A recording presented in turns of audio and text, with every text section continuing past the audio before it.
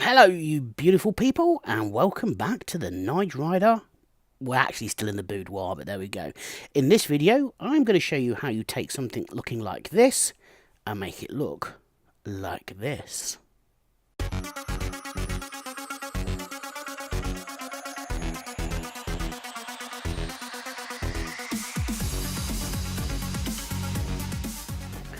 So how do we go about turning something that looks like this, bear in mind this is just plain aluminium, and make it look like this, nice and shiny, although it does have some imperfections because it's been on the bike for nearly 17 years and there was some imperfections in it.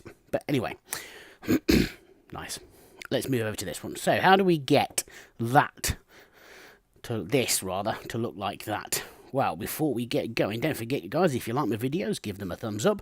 Don't forget to turn on your notifications, and don't forget to hit that subscribe button. Now, this is actually the dog bone. This sits at the bottom of the bike. So I have these triangle things which bolt onto this, and this then bolts onto the swing arm. And all holds together, allows the swing arm to basically pivot up and down with the suspension, so it all links it together. Now what you'll notice here is that's kind of grooved quite deeply there, and also you'll see discoloration there.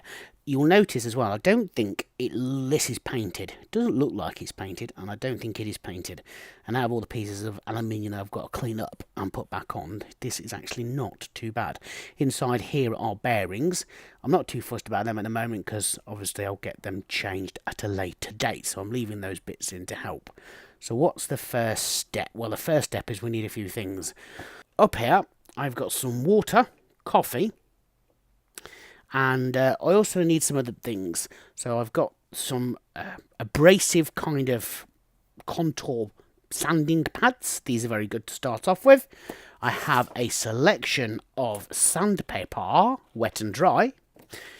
I have some washing up liquid, a pair of scissors to cut things with, and some polish, which I will show you later. So obviously the first step that I'm going to do, and obviously the sandpaper, not the sandpaper, sorry, the washing up liquid is here for lubrication. Now I'm going to start with one of these. This is a contour sanding pad, if I can learn to speak. A little beautiful thing I like about these is that they come in a very big sheet. Get them from Toolstation, and you can actually cut them with a pair of scissors like so. And like so. And you get a nice little square pad. Nice little square pad. So I'm actually going to start off with this because it's going to take a lot of the rubbish off, a lot of the nastiness off, and I'm just going to put some washing up liquid on there. Close that. Put some washing up liquid. I do apologise if my hand's getting in the way, etc, etc. And I'm just going to take this, and the first thing I'm going to do is go all over this and give it a good clean up with this. I'm going to move my coffee before I spill it, which is too late, I've just spilled it.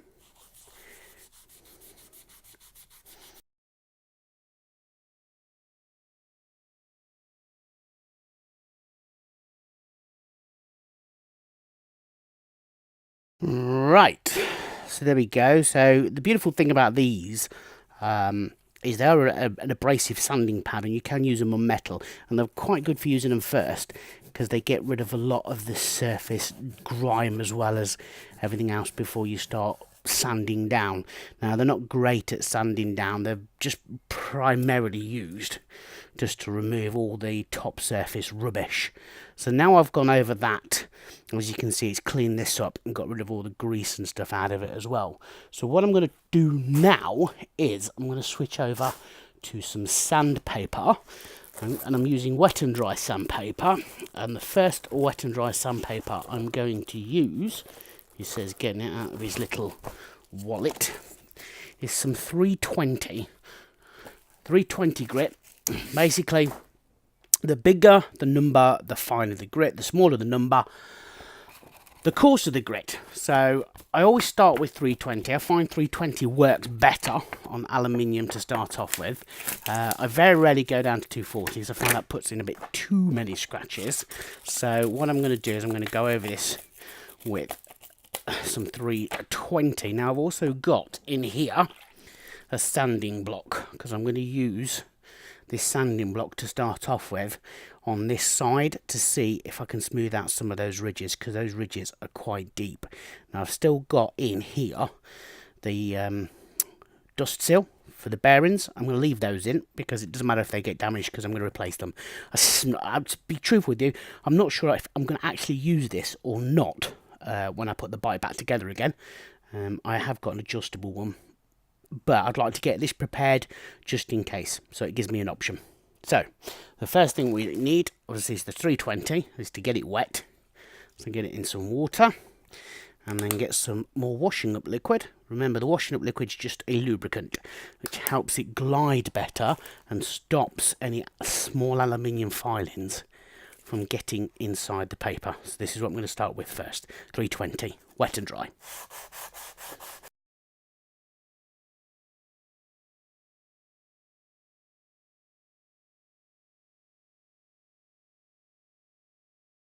Now we've finished with the 300 grit, what we're going to do now is we're going to hit this with some 400 grit now.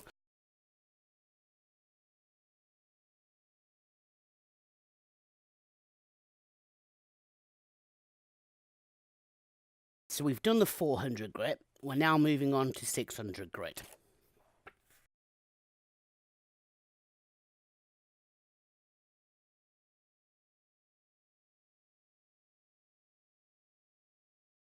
Okay, so we're starting to take shape now, as you can see, it's looking quite good. So now what we're going to do, we've done the 600, and now it's time for some 800.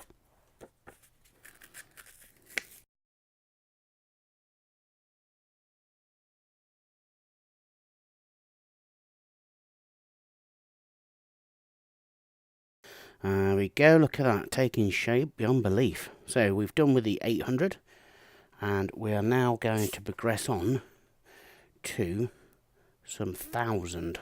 So we're now going up to 1000 grit on the sandpaper, so it's getting finer.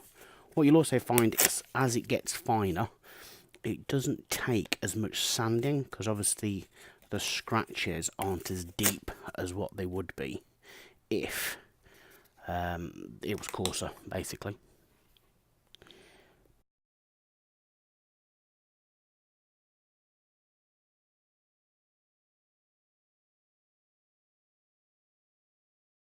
We've now finished with the 1000 grit. As you can see, it's starting to get quite shiny now.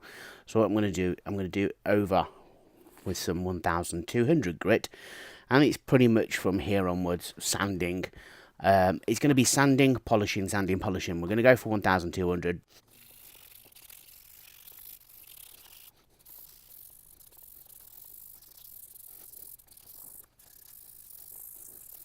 We've done with the 1200 grit, and as you can see, I've got some gloves on now, because what I'm going to do is I'm going to polish it. So as I said before, so we go sand, polish, sand, polish. So what I'm using is some Auto Sol metal polish. I've got these lovely little polishing pads, spongy solid polishing pads. I believe I got them from Amazon, I think I might have got them from Amazon. And it literally is just a case of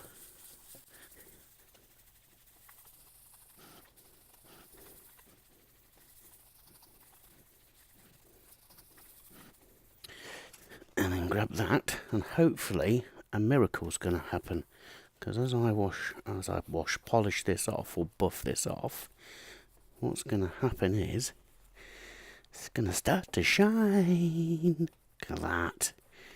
And very shortly you'll be able to see my ugly mug in it. Look at that. See, look, you can even see the camera just. So that's how well it's going. So I'm going to polish the rest of this, and then we're going to hit it with some 1500 grit sandpaper. So this is what happens. There you go. So it's now polished, as you can see. Look how much difference that is compared to what it was, should we say, at the beginning.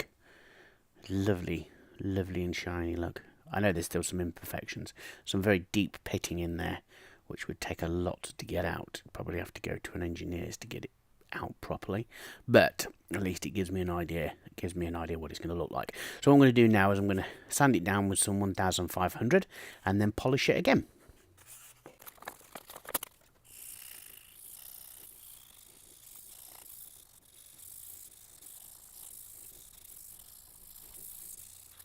We finished with the 1500, so it's now time to give it another polish. Now this time, again, I'm going to use a fresh one of these pads. We're going to give it a full polish up, so that we can see what it looks like. And then after we've polished it, we're going to hit it with some 2000. So let's get polishing first, shall we?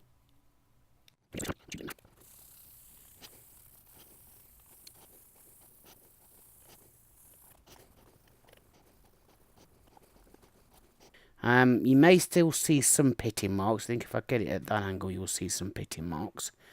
But then when you consider this is 17, 18 years old and it's been out, you try leaving a piece of ferrous metal out for that length of time, and you'll undoubtedly see, well, there wouldn't be much left of it, especially unprotected like this was unprotected.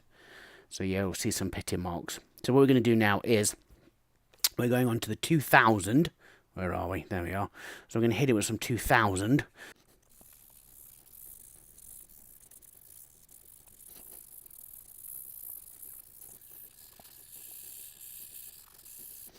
We finished with the 2000 grit sandpaper, and you can see more of the pitting. That's quite deep pitting. That is. That's going to take some sanding to get off if I want to get it off, but as I said, I'm not overly fussed because the fact is it's quite damaged, because it's been, as I say, it's been on the bike for 17 years, so for 17 years it's not too bad. But as you can see, it looks better than what it did before. Imagine what this would be like if it was brand new and I did this to it. So what I'm going to do now is to polish this up. So once we've polished this up, we're then going to hit it with some 2500 grit and then move on to the 3000. So let's get some polishing done.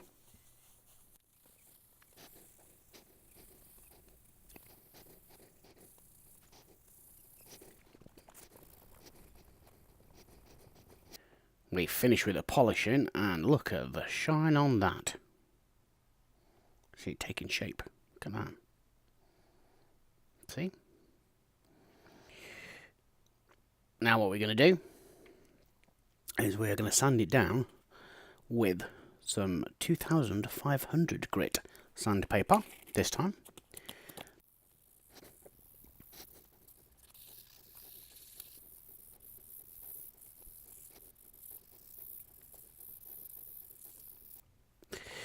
Okay, we're finished with the 2500 grit, so this is the next polish before we then use the 3000 grit. Here it is. Get some polish out. Now I'm switching over to a microfiber cloth now for this.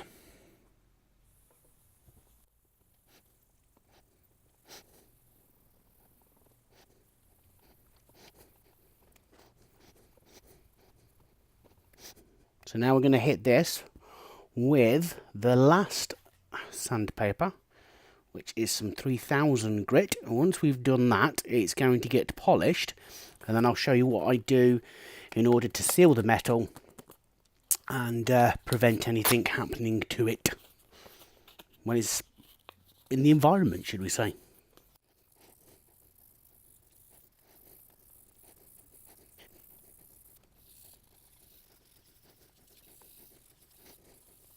We have finished with the 3000 grit, so it's now time for its last polish, and then once it's been polished we are going to be using one of these to actually seal it. It's white diamond, it's aluminium polish, well it's actually metal polish with a sealant. We have got just a standard metal polish and we've got a high shine metal polish. These are used in show, competition, what are they called? Concourse. Is it called concourse? I think it's called concourse. So these are used by professionals or people that enter, should I say, the concourse show. And I don't know if you can actually see, but you have to shake it up because it separates. So you can see the liquid, and then you can see the white at the bottom there, and the same with that one. So you have to give them a really, really good shake before you use them. But as I say, before we use those, we are going, and I'm going to use just the normal metal polish. But before we use those, let's put those to the side. We're going to give it one last polish, he says, moving the camera down. One last polish with this stuff, and then we shall give it a polish with the other metal cleaner.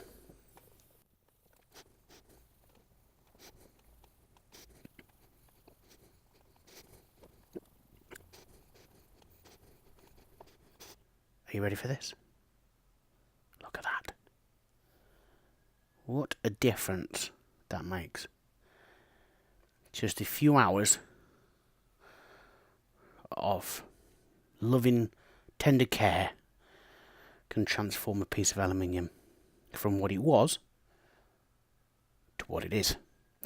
All this leaves me now is to put some white diamond on it. So here's the white diamond.